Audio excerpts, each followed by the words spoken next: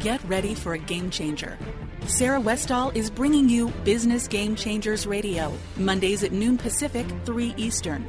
Sarah will bring you leading experts, visionaries, and newsmakers who provide the best commentary on big issues and cutting-edge innovations. Sarah's 20 years as a business executive will help you think like an entrepreneur with expertise, energy, and attitude. Now here's your host, Sarah Westall.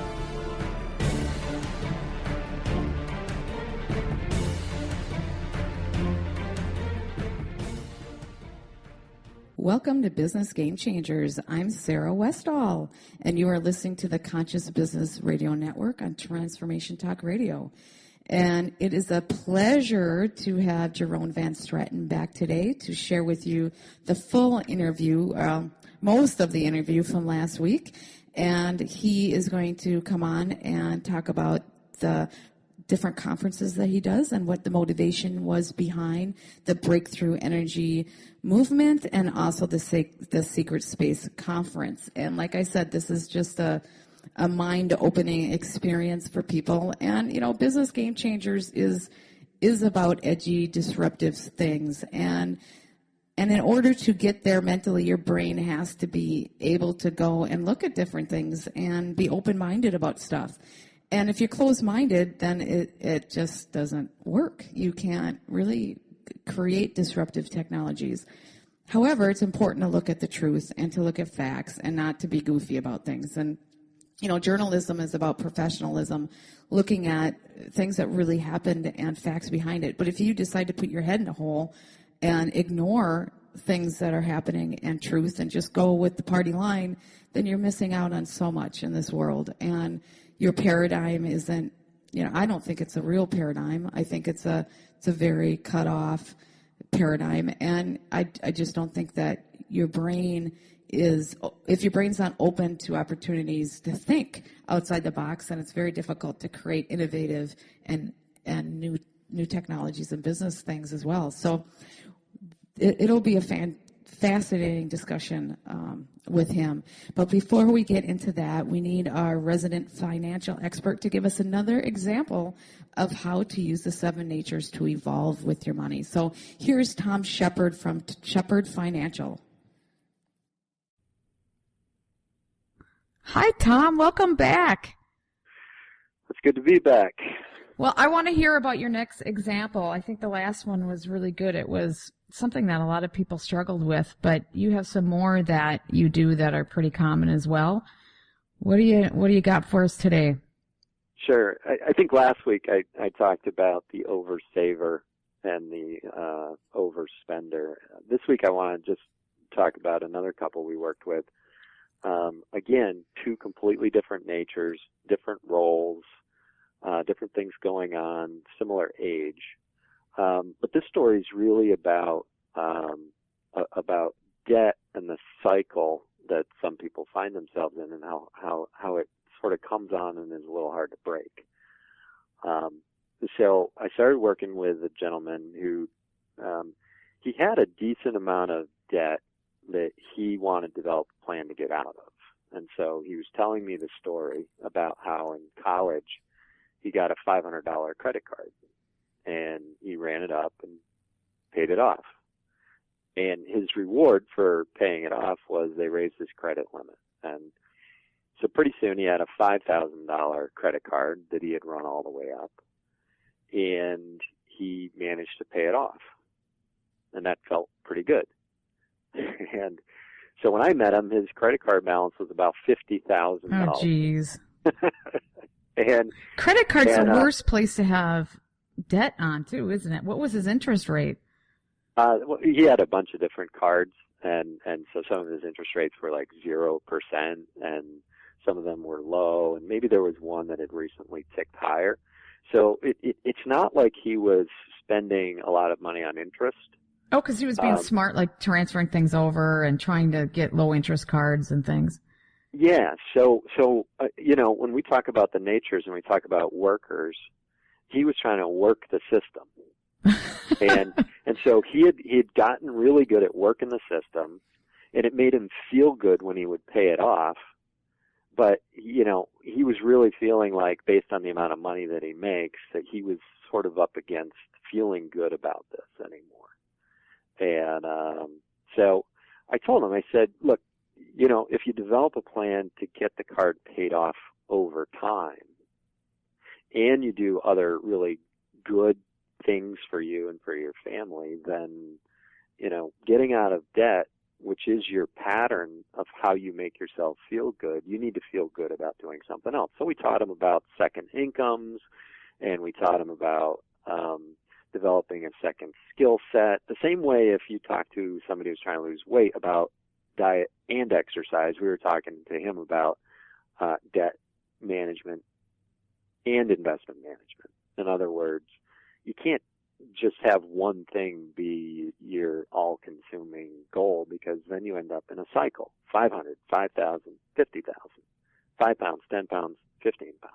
And people really are addicted to going into debt, much like eating, right? I mean, there's a lot of people that have that issue. Like dieting. We did a talk at Weight Watchers, and when we finished, they came up to us like, "Oh my God, that is exactly what we do with our weight." So we came up with a strategy to get it paid down, and his wife, who was listening, she said, "I get it." And she called me a couple of weeks later. She said, "I figured it out." And I said, "What?" She's like, "I found a house down by the beach that we could buy. It's like $500,000. Yeah. so I'm like, "Yeah, borrow $500,000 and then pay it off." She was just totally taken with the pattern of behavior, so she couldn't see what she was really suggesting was exactly the same thing: 500, 5,000, 50,000. Yeah, the 500,000 was the next jump. It was. So she did it. Well, what was her type? Her nature? Well, her type, she was more like the spender of the family. The last week we talked about having a worker and a saver. Here we had a worker and a spender. And they were just trying to figure out how to deal with this debt and get through life. So when we finally got him to take some money, he got a bonus. He wanted to pay off the debt, obviously. But he put some of it in investments, and he started to have investments that actually made money. And his comment to me was, "I never want to be without making money again in my life." Well, I don't blame him. Yeah. Well, that's a great story. Okay, well, we're going to have you back for another one next week. Thanks, Tom. All right, cool. I want to thank Tom Shepard for joining us. That is an excellent example on how to use the 7 natures to become healthier and wiser with your money. And if you want to learn more about what his program is and what these 7 natures are, go to my website at sarahwestall.com. And underneath his logo, I have about a 20-minute segment that we did together where he describes what this program is, what the 7 natures are, and how he uses it. It's really interesting. He wants to go and analyze all the different congressmen and women and figure out what their true nature is, so he can figure out where, why they're making the decisions that they're making. So that's interesting. I'm interested in hearing that. So I am now going to introduce Krista Morgan to the program. Hi, Krista. Welcome to the program. Oh, thanks, Sarah. It's great to be here. Well, I am very excited to have you. You have a really unique business that you have. You have loaned out over $100 million to companies within a year time. Why do you believe, or what do you believe is the main reason you've been able to grow your firm so quickly? I think we're just, we have really stumbled upon a niche in in the lending space that has been unfulfilled so far by online lenders. And I think too, this is a boom time for our economy. I think there are a ton of companies that need good working capital, and we've put this technology enabled option out there that no one's seen before. And we're seeing awesome user adoption rates. What do you mean by technology enabled option? So what we're saying is, right now, if you want to get $1 million commercial loan, you're usually working with a lender who has they've taken an offline process like a paper form and they put their paper form on a website, but it's really still just a paper form, right, on a website. Well, sure, yeah. Yeah, what we're saying is we've actually built, software that does the heavy lifting for the customer so that the work on their side is greatly reduced. And technology plays a key role in allowing us to deliver a lending product that no one else can do. So that's what I mean by that. So you don't really have very many competitors. You focus on the middle market, correct? Yeah, we call it's sort of upper small business, middle market. I think once you're not a small business and you're not quite a large business, you're kind of in this no man's land where we don't know what to call you. Well, yeah, because the government considers anybody over 500 million or under 500 million still a small business, and that's not really accurate. Exactly. So we're focused on the companies. There are about 1 million businesses in this country that have between 10 to 50 employees, and there's pretty high growth, and those are the people that we're targeting right now. Well, how do you determine whether you're willing to lend to somebody? There are a lot of factors that go into it, but some key things that we look for. So growth is a big thing. I think if your business is growing, even if you're not making money, growth is a great sign and something that we value in our portfolio companies. We, of course, love to see outside investors. So if you've raised a bit of equity capital, you're the sort of founder that's been able to convince someone to invest in you. That makes us want to lend you money. And then there's just some good practical things like you understand how to do cash flow management. You've got some runway. You're running you understand your financials. I think financial literacy is a great quality, for today's. So you will invest in a fast growing company that hasn't shown a profit but shows good management skills and is profitable. They're just cash flow negative. Correct. And sometimes they're not profitable, but they have outside investors, I see, to make up that gap. Yeah, exactly. But they're on the right path and they're profitable in what they're selling. They're just not enough to cover their fixed costs yet. Correct. They usually have gross margins of like 20 to 40%. Okay. Well, that's great. Well, why do people want to work with you? I mean, are you doing, because this is that's a huge growth in a short amount of time. So how are you doing that? I think number one, we really do have a great product and it really is easy to work with us. We have by far the easiest $1 million loan. As we go and talk to customers, we just show them our software and they fall in love with it. There's nothing else like it. So that's a huge help. But the other thing is, we, as a culture, like as a business, we genuinely want to help other businesses. We want to be fair in our pricing. We want to be transparent, so that you know exactly what you're paying. There's nothing hidden. And I think people like that. I think they like, that we're honest. We need to take a short station break, and we'll be back with Business Game Changers on the Conscious Business Radio Network in a moment.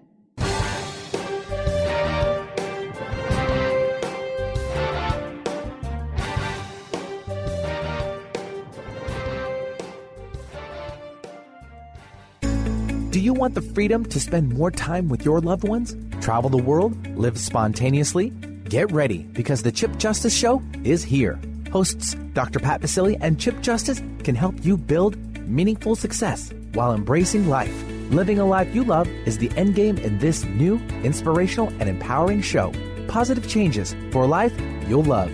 Tune in every month on TransformationTalkRadio.com and visit PositiveChangeInstitute.co for more information.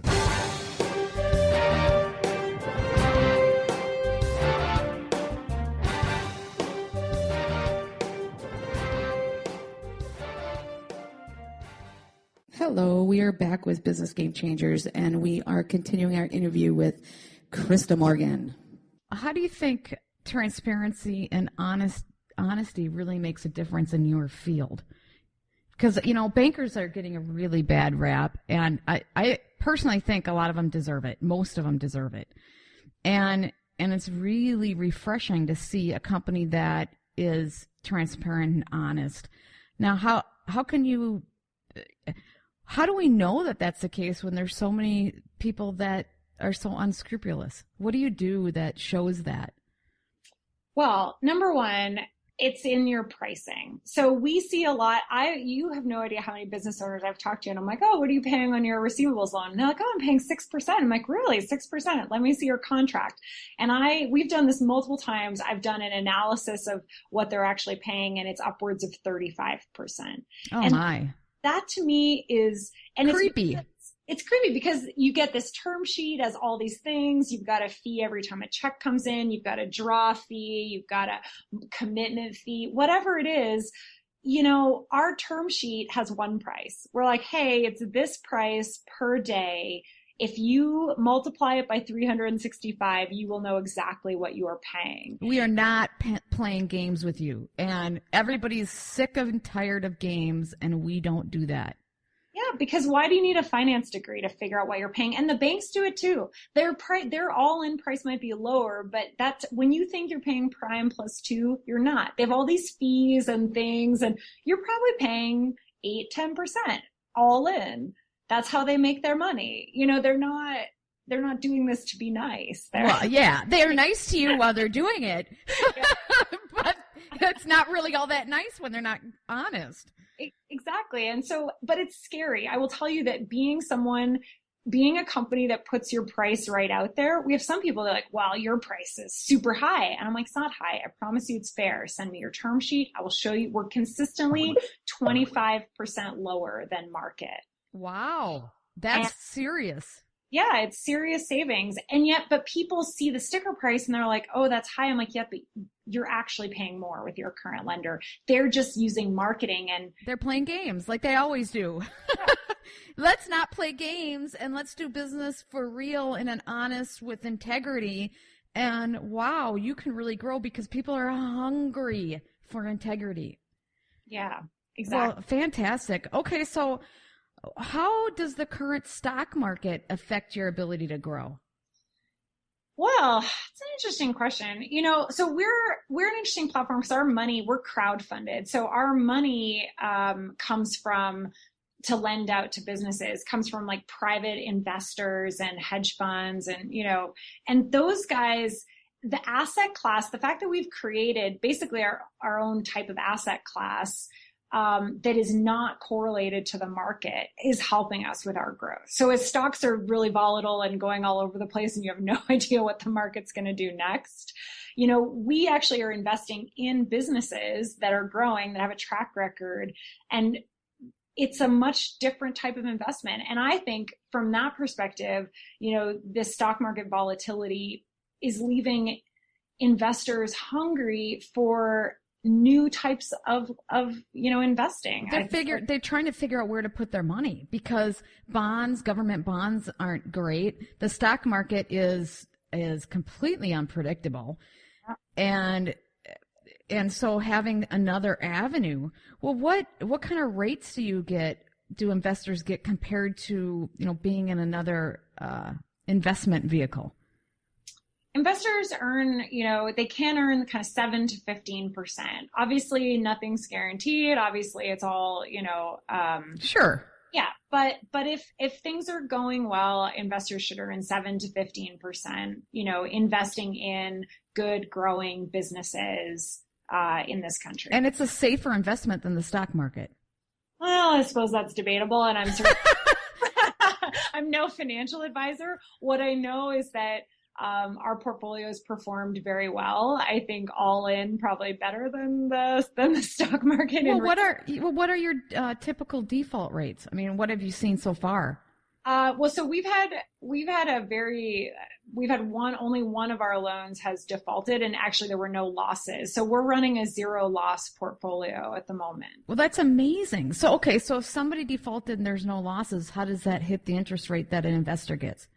It doesn't. They still got their interest rate. So we collected it out. Well, that's amazing. Okay. So can anyone invest in this kind of vehicle, or do you have to have a certain size? Do you have to be prove that you have a certain amount of wealth and capital?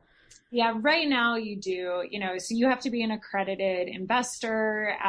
It's actually right now it's quite private. So, you sort of get introduced to us, or you're an institutional investor.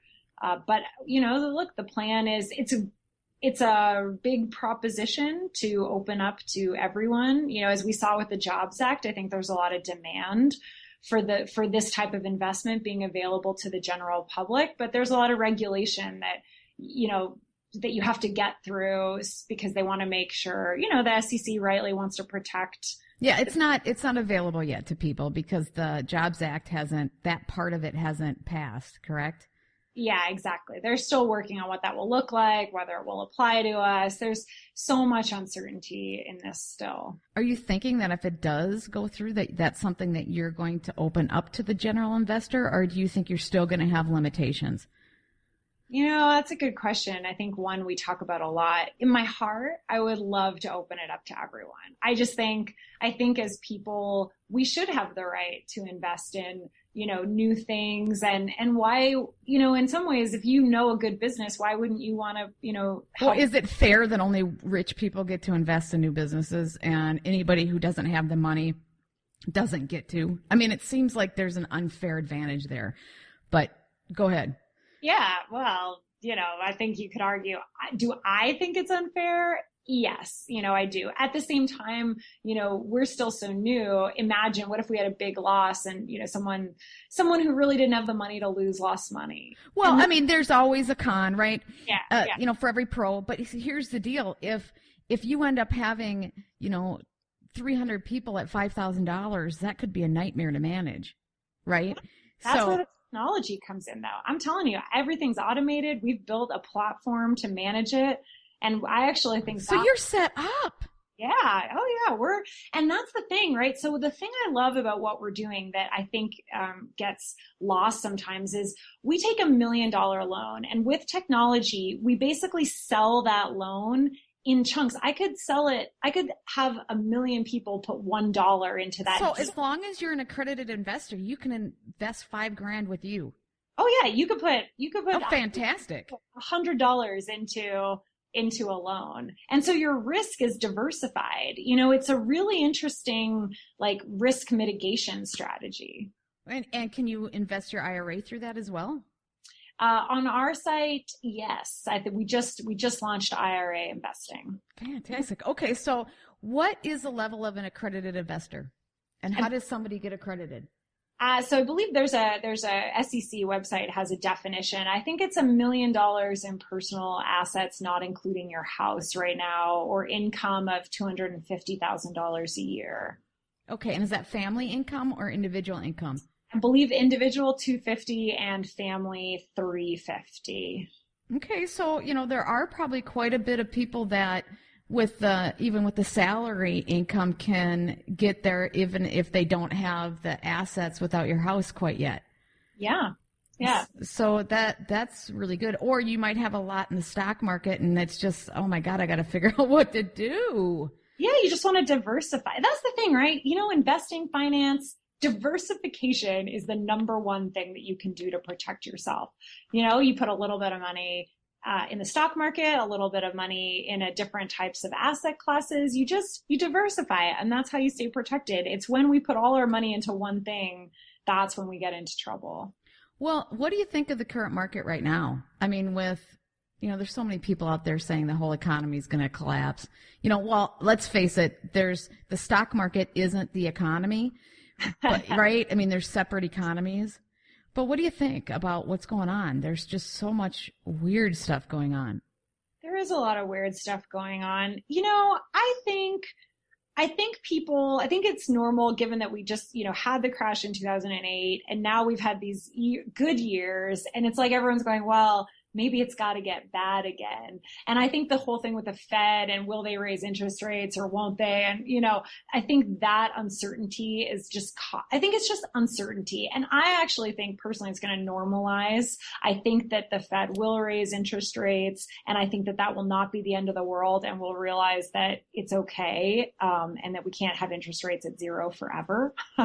That's crazy. But do you think the dollar with all the all the printing that's been going on, and with other countries trying to get out of the dollar, doing transactions with the dollar, they're really trying to get out of that.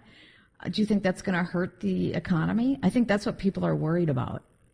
I think so too, but I mean, look, I am a big believer I'm a big believer that the markets, will come to an equilibrium. I do not think, I am not worried right now about like the crash of the dollar and everyone getting out of it. I think the dollar has been a stable currency for a really long time. And I think, especially with what's happening in China, that people are not gonna, I don't think the dollar is going. Well, we're so interdependent. So if they crash the dollar, then they're going to crash themselves. Yeah. Exactly. Right. I mean, it's a very hard quagmire that these countries are in. They don't want the United States to have power over them, but yet they're going to crash themselves if they get out. Yeah. Well, it's a mess. It's both a mess and the beauty of the global. It is kind of. And the U.S. is doing great. That's the thing. I spend my life talking to business owners who are doing such interesting things here. I think the innovation that we're seeing in that, kind of small to medium business market is unbelievable. I think there's a lot of equity money going into these companies at an earlier stage to get them going. And I think we're in good shape. If I was going to live anywhere right now, it'd be here. And I'm bullish on where we are. Well, I think it is incredible, the innovation that's going on in this country. It's absolutely, because I'm doing the same thing, right? My show is Business Game Changers and innovation and disruption and these big things. And I have more content than I can air because I have so many people that are, giving me ideas, and I just can't believe some of the stuff. Like just now I have the 0-point energy batteries. So they're putting out a battery that doesn't, cell phones don't need chargers and laptops won't ever need to be plugged in. It's just amazing, some of these things that are coming out. Gosh, I want one of those. I know. That's what I mean. That would be a huge product. Yeah. How can people learn more about your firm? Because I think you have something good going here. We have to take a short station break. We'll be back in a moment.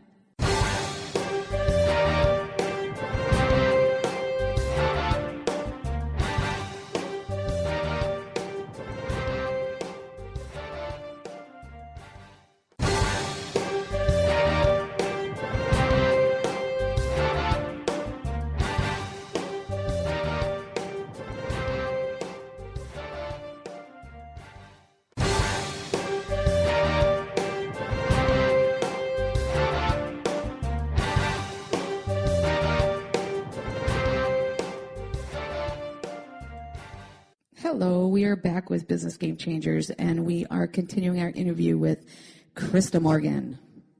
Well, p2bi.com, and it stands for People to Business. That's where our name came from. And so p2bi.com is a great way. Certainly, we're on Twitter at P2B Investor. I love connecting up with other founders and entrepreneurs and people that are interested. So you're welcome to get in touch with me. I'm on Twitter at ChrisMTL. So yeah, any of those. A transparent, honest company that is routinely 25% below market. That's fantastic. And you have a good, in this marketplace where everybody feels that they have to somehow connive to get ahead, I think you're showing that the world, or at least the country, that no, you can be honest and transparent and in the banking world and get ahead and provide a great product. So that's really fantastic. Well, I think so. Well, good. Well, Krista, thank you so much for joining us today. I really appreciate it. Well, it was my pleasure, Sarah. Thank you so much for having me on the show. Yeah, have a great day. You too. It's really fascinating how such a young person can do so well so quickly. She has just a fantastic future ahead of her. And you can find her contact information again on my website at sarahwestall.com. Now we're going to have Jerome join us, and he's going to talk about his fantastic conferences that he has going on soon. So let's welcome Jerome to the program. Hi, Arun. Thanks for joining me today on the program. I'm happy to be here, Sarah. That's great. I really wanted you here because I wanted to talk about some of these conferences that you put on. You put on the Secret Space Program, and you also did the Alternative Energy Conference. What is your motivation behind these conferences? They might be two different motivations. Can you speak to that? I've been listening to alternative podcasts since I was like 19 or 20. And when you listen to alternative podcasts, you get caught up in conspiracies, in free energy, in UFOs, all those kind of topics. And the one that really always excited me was the Secret Space Program. That really caught my imagination because I was a huge Star Wars fan. So I was always into science fiction and that kind of stuff. But there came a point that I thought in my life, okay, you can listen to all those podcasts and that's all nice. And it's like a sort of entertainment for you. But maybe you should get off your butt and try to educate people about these kind of things. And because I've always and something a little more professional. Yeah, but I've always known as a little kid that the system that we live in, or this kind of world, is not my kind of world. There's something wrong in this world. And when you get into these kind of topics, your paradigm is going to shift in your way of thinking. And I just didn't want it to be entertainment for me. I wanted to be part of the change. And then I thought, okay, I want to do a conference about the Secret Space Program, especially, and not about UFOs. Maybe we can talk about the difference later. And when I did that first conference here in Holland in 2011, when I really got into this topic, then you find out that everything is energy related. You name a topic and it's energy related in some kind of way. And that's when I realized that yes, there are conferences on breakthrough energy. I like to use that term and not free energy. I can also explain you later why. There are no breakthrough energy conferences in an educational way on the implication side. It's all very technical, the conferences. Sure, because there's social ramifications and there's geopolitical issues and there's all sorts of other things. Yeah, and I wanted to put on a conference for the layman to explain a little bit about those kind of implications. What's it going to mean for the daily life person, for their economy, for their health? So we focus more on those kind of topics than on the technical side. We also have speakers on the technical side, but and I really wanted to steer it throughout the years into a movement. Now that didn't happen yet because of resources and manpower, and I'm doing this. You mean the movement for the Secret Space Program? You want no, that no, for the energy? The energy, the Okay. global BAM.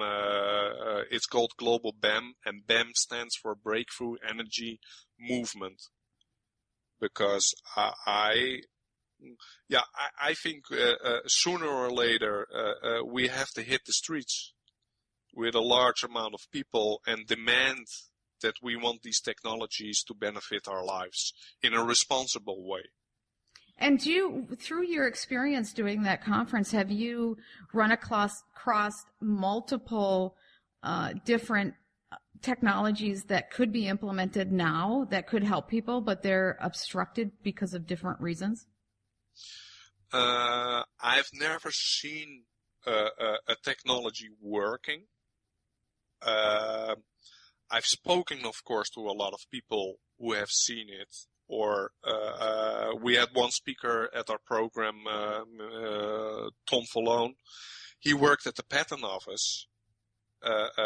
He saw all the patents there that were denied about these technologies, and it runs into the thousands. You mean so that people will put patents through and they deny them for what purposes? They deny them because these technologies, for all kinds of reasons, can't come out. For decades now. Wow. Okay. I didn't know that. It wasn't for like a real reason that it's infringing on another patent. It's pretty much, they just deny it. They deny it, and some people got killed over it, and they've got all kinds of ways to suppress these technologies. Well, that's what makes the University of Colorado's patents so interesting, is because they actually hold the patents for the energy, the energy show that I had on with Jovian Energy. It's really interesting because they haven't run into those obstacles yet. Not yet. And it also depends on what kind of technology. Sure. And what is the goal of the people behind the technology? Are they, for instance, working on a battery, like you had that gentleman on from Jovian? Or are they actually working on a device that can run your house or your car? Oh, yeah. They're working on batteries for smaller devices like laptops and phones. And it's really interesting. It is an alternative way of doing it, but they're not taking on the world yet. No. And it's a good stepping stone technology. I see these kind of things as an in-between. But our movement is really focusing on, okay, let's skip that in-between and let's go to the real good stuff. Because I'm 100% sure that it exists there. Okay. Interesting. So why did you focus on the secret space program? Are you still doing the energy conference, and now you've added the secret space program to your list of things that you do? We first put on the secret space conference in 2011. Then we did an energy conference in 2012. They were both in Holland. Okay. I think America is a much interesting place to be than Holland for these kind of conferences. Because, most of the speakers are coming from the USA. You have a bigger market there, so there's more interest. So we did another secret space. Then we did another Break for Energy conference in Boulder, Colorado in 2014. And we did another secret space program last year. In 2014, in San Mateo at San Francisco. Okay. So we do them both, but we do this stuff with, actually it's me and Robert Dopper. We do it with the two of us. We have some help from other people, but 80% of the work we do with the two of us, besides our matrix job. So it's all in the free time. We would like to do this 24/7. And then we can put on more events, but because of resources and manpower, that's not possible yet. Do you make money on these conferences, or is it just a nonprofit adventure for you? We are a nonprofit organization. But are you making money to pay yourself a salary? No. Okay. So basically, the goal would be to build it enough so that you can pay yourself something for the organization of it, and be able to devote your time to it. That is not the main goal. Of course, the main goal is to get the word out. No, but I mean, for you to be able to really dive into it, not so that you can make this big profit, but, nonprofits make enough money to pay the people that are doing it. We need to take a short station break, and we'll be back with Business Game Changers on the Conscious Business Radio Network in a moment.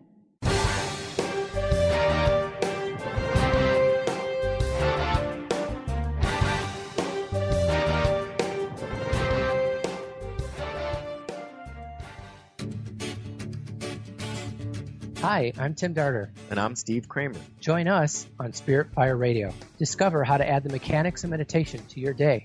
And watch yourself connect in a whole new way. Find the amazing moments in life's routines that often pass us by. Add to your awareness with Spirit Fire Radio. Tune in each Wednesday at 9 a.m. for your weekly guide to practical mindfulness. And to learn more, visit www.spiritfireradio.com.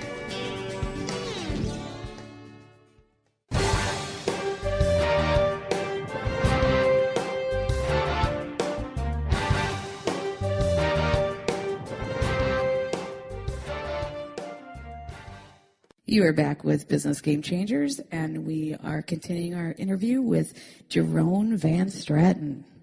Yeah. And there's you got to eat too. yeah.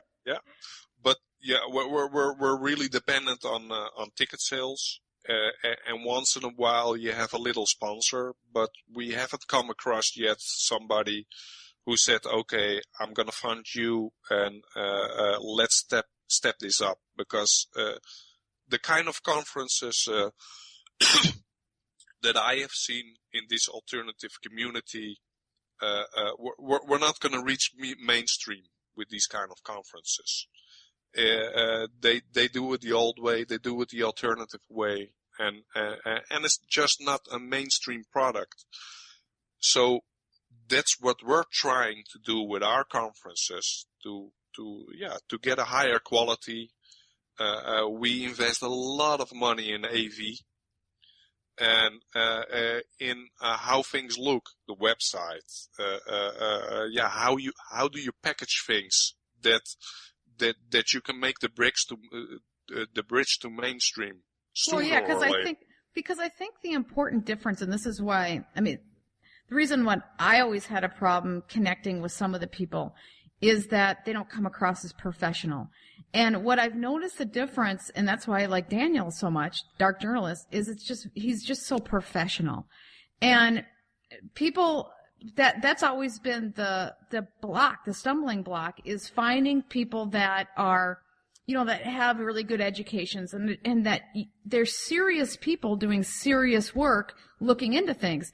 And I think that's the difference now, is there's a lot more people that are professionals, they're serious, they're people that you wouldn't laugh at, and they're coming up with things that are real. And that's what's making the difference as to how people can take this more seriously. And, I wouldn't want to put my reputation on the line having anybody on my show if I thought that they were not serious and not professional, because it's just not, I don't want to mess around with something that's goofy, But, 60 Minutes had something on a couple months ago where they had the Secret Space Command on, and they actually showed a space plane that they had. And I think it's the first time that they came forward showing the space plane. But they didn't talk about it much. They just kind of showed it, and then they kind of glossed over it. But what that really showed you is, the development of space and technology isn't happening in NASA anymore. It's happening in different parts of our government. And that was very clear by that 60 Minutes episode. It's very clear that NASA's not getting the funding they used to. You don't see new technology. You don't see a space plane coming out of NASA. But we saw it coming out of Space Command, which is part of the Air Force. So that right there, that one show shows you that there's a lot more going on there that we don't know. They also showed the way that they could do lasers up and knock things out of space. And I think it was a message going to China. I don't know why they came forward then, a couple months ago, and shared all this stuff on 60 Minutes. Maybe it was a message to, to China, because they were talking about a space war with China and how things are going on. And they also showed how they made a very clear message that in the outer atmosphere, there's like different, orbits around the Earth. And the very outer orbit, they have things out there watching what's going on, and they wanted to make it clear that they were watching what was going on. So to me, I thought that was more of a message going to China that, hey, we're don't mess with us, we take us seriously. And but the indication to, what people should get out of that too is, hello, there's more going on here, and where is all this money going, and when is it that we should know how much they have advanced in space? Mm-hmm. So that's why I think it's so interesting what you're doing. And it's one of the things that we like people to get in their minds is and you already touched upon it. You can't talk about governments or countries. You name China, and of course China has their own a space program now, and they want to go to the moon. But what we're seeing is that it's really a big company that is in connection with the intelligence communities around the world who's calling the shots. And so you can't really say, okay, this is a U.S. operation or a U.K. operation. No, it's certain elements of those countries. It's certain persons who represent certain companies who are in these kind of programs. Well, that makes sense. That makes sense. Corporations in general, whether you're Walmart or they claim to be a U.S. company, but it's really an international. I mean, once you're in all these different countries, you become an international company. You're no longer a company for that country, right? You're a citizen of the world. And corporations have just changed that way. And I would say that the military companies are the same way. They're supplying arms all over the world. And I would think for the space program, it would be the same concept. Mm-hmm. Yeah, and of course you've got different factions. But here a lot of us differ. On which level is it still? Are there certain factions, or at the highest levels, is there one faction, Earth? Because what we also what we're doing with the conference is we're looking back in history. What did the intelligence community do at certain points? What were the decisions made by certain governments at one time, legislation-wise, and what happened in the economy at certain points? And you can see that that there was a big decision made in '47 when they implemented the National Security Act. Now, some people are still stuck in that idea that there's a war going on Earth here between different factions. And I agree with that until a certain level. Because when it comes to we Earthlings, and if there's a threat outside coming to Earth, then maybe at that level they're working together. And one of the examples that implements that or points to that is that the Russians are still providing the rocket technology to the Americans. Now, you've got all those sanctions going on. So why would they be providing rocket technology to us in the middle of us having an ISIS central war with them? Yeah, and also the sanctions that are going on because of the Ukraine crisis. So at one point, at one level, we're sanctioning, or we, the Americans or the alliance, are sanctioning Russia. But on the other hand, they're still taking their rocket technology because, or else they can't operate. Now that's a little indicator that there's more going on.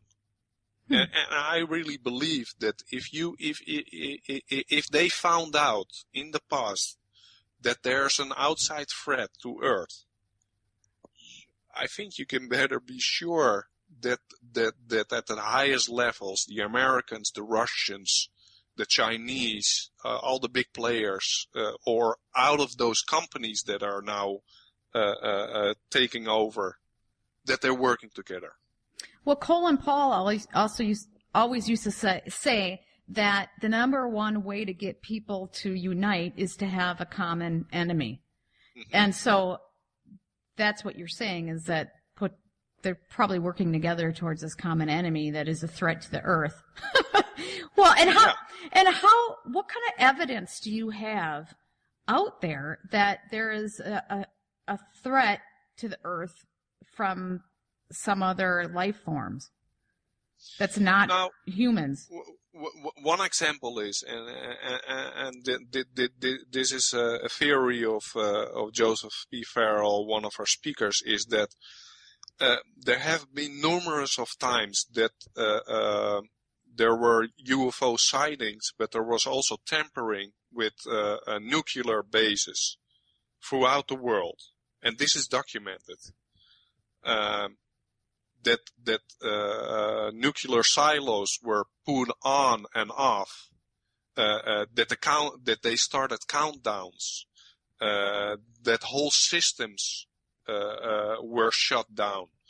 Now, there's a thought of there's a school and when of you thought. say it's documented in the military documents, right? And Yeah. and military officers and different people have come forward on record and have talked about it. Exactly. Okay. Okay, folks, we are out of time, but I hope you'll tune in next week where we'll air the full interview with him, and you can hear more about his breakthrough energy movement and his secret space conference that he has going on really soon here. And I also have to apologize to him for just butchering his name. I know I'm not pronouncing it right, but hopefully he'll forgive me for that. And if you want to get any information, more information on our guests, Krista Morgan, the superstar, rock star, CEO in the finance world, or you want to hear more about the Secret Space Conference, please go to my website at sarahwestall.com. And for now, everyone have a wonderful day.